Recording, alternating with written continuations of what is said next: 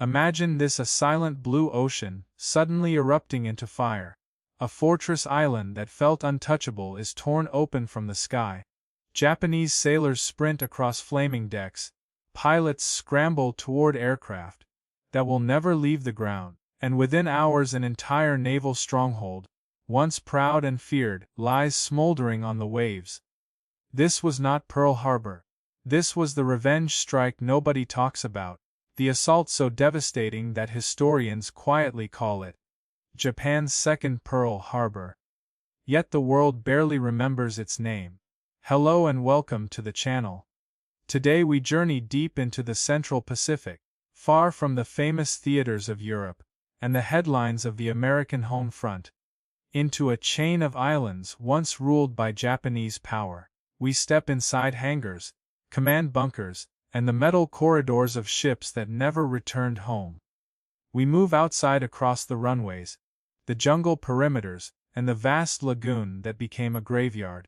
This is the interior and exterior world of Operation Hailstone, an attack so swift, so overwhelming, that it shattered Japan's reach in the Marshall and Caroline Islands forever.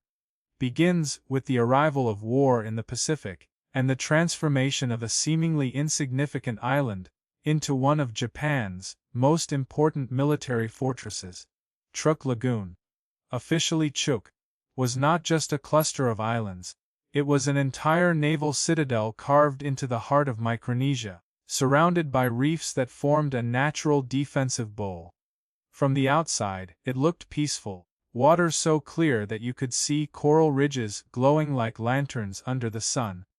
Palm trees swayed, fishermen paddled canoes, and clouds drifted lazily overhead. But inside, behind camouflaged netting, underground storage caves, and reinforced concrete hangars, lay the steel heartbeat of Japan's Pacific ambitions. Submarines refueled here, aircraft were repaired here, cruisers and destroyers anchored in rows like sharks resting in their home basin. Ammunition dumps, radio towers, torpedo stores, fuel depots. Truk held all of it. After Pearl Harbor, the Imperial Japanese Navy spread rapidly across the Pacific like a rising tide. But every tide needs a center, a place to pull back to, rest, repair, and launch again. Truk became that place. The Japanese referred to it as the Gibraltar of the Pacific. American sailors, by early 1943, simply called it the Hornet's Nest. And if the U.S. hoped to reach the Philippines or eventually Japan itself, the nest had to be burned out. Inside the Japanese command centers on the island of Dublin, officers pinned American movements on large wall maps. The assault on the Marshall Islands had already shaken their confidence. Radio intercepts, aerial photography, and submarine patrols told them that the Americans were advancing much faster than expected. But still, they convinced themselves that Truk would hold. After all, its lagoon covered nearly 800 square miles. Plenty of room to maneuver ships and hide them. Anti-aircraft guns lined the hills, fighter aircraft sat ready on airstrips, and radar installations scanned the sea. On paper, Truk looked invincible. Outside, however, the Americans had been watching. U.S. submarines prowled the waters like wolves, tracking ship movements. Flyers returning from reconnaissance missions brought photos of tankers lined, like beads on a string, aircraft clustered neatly on runways, and warships sitting stationary, ripe targets. Admiral Raymond Spruance, fresh from victory at Tarawa and Kwajalein, knew an opportunity when he saw one. A blow against Truk would not just cripple Japanese logistics, it would shatter their morale. And so, in February 1944, he prepared his strike. Begins with the massive American carrier group approaching the lagoon in a slow, disciplined formation. Outside on the decks, the early morning air was cold and salty, the sky still dark with traces of night. Pilots checked their aircraft one last time, tightening straps, checking machine guns, touching the metal hulls as if greeting old horses before battle. Inside the carrier war rooms, Spruance and his staff finalized timing.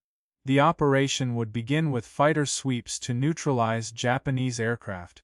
Then dive, bombers and torpedo planes would go after ships in the lagoon. Finally, repeated waves of bombers would destroy airfields, warehouses, fuel tanks, and anything else that could help the enemy fight. At dawn on February 17, 1944, the first American strike group launched into the sky. The engines roared like thunder, filling the decks with vibration.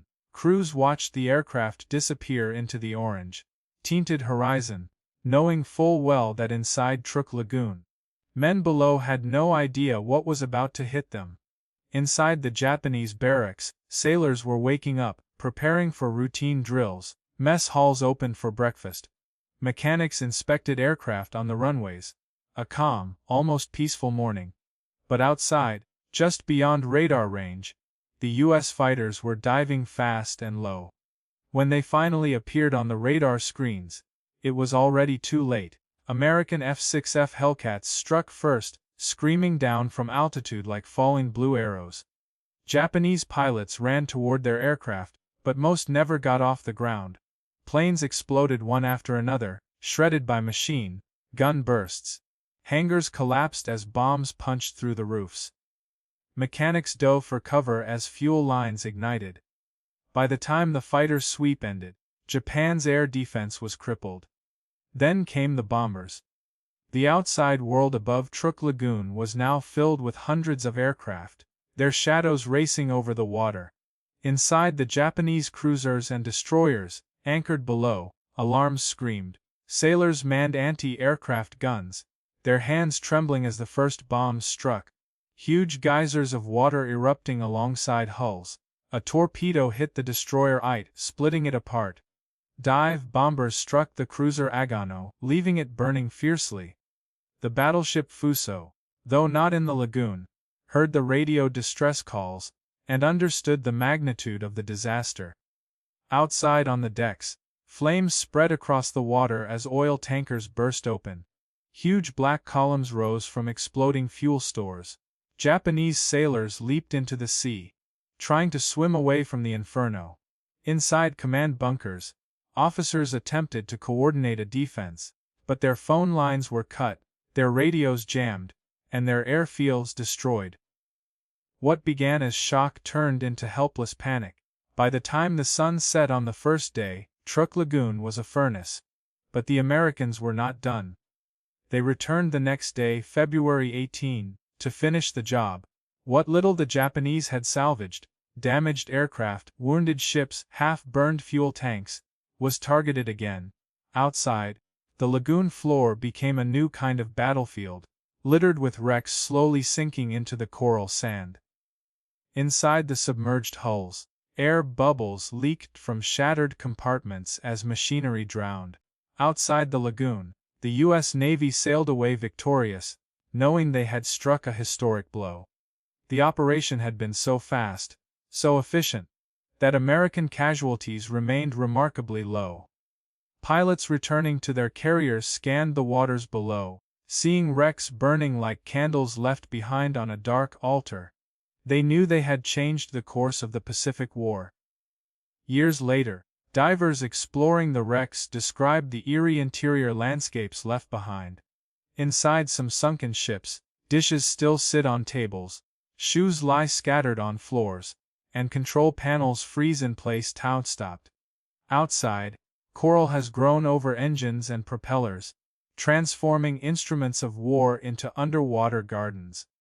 Truk Lagoon is now one of the world's most haunting underwater museums, a silent testament to destruction. Operation Hailstone faded from the spotlight, overshadowed by larger battles like Saipan, Leyte Gulf, and Okinawa. But the truth remains: February 17–18, 1944. Japan's Pacific Empire lost its logistical heart, and the United States learned that surprise, precision, and overwhelming force could dismantle even the most fortified stronghold. This operation, though nearly forgotten, stands as one of the most decisive blows in the Pacific theater. A hidden Pearl Harbor, delivered by an American fleet, determined never to be caught off guard again. And that is the story of Operation Hailstone. The devastating strike that broke the backbone of the Japanese Navy's forward defense and reshaped the Pacific War forever.